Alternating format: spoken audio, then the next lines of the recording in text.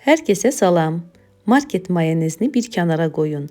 Bugün sizə evdə 1-2 dəqiqəyə sağlam mayonezin hazırlanmasını göstərəcəm.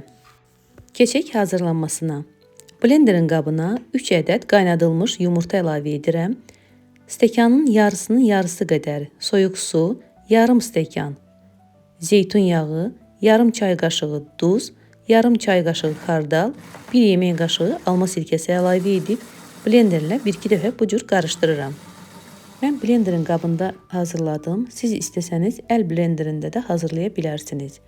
Evdə sağlam və təbii mayonez hazırlamaq çox asandır. Cəmi bir neçə sadə ərzaqla 5 dəqiqəyə qatqısız və konservantsız mayonez əldə etmək olur. Hazır mayonezdə olan əlavə maddələrdən uzaq durmaq istəyirsinizsə, bu resept tam sizlikdir.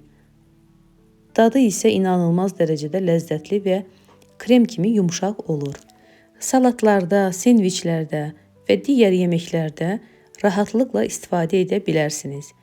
Əgər resepti bəyəndinizsə, videonu bəyənib kanala abunə olmağı unutmayın. İzlədiyiniz üçün hər birinizə çox təşəkkür edirəm. Sağ olun, var olun.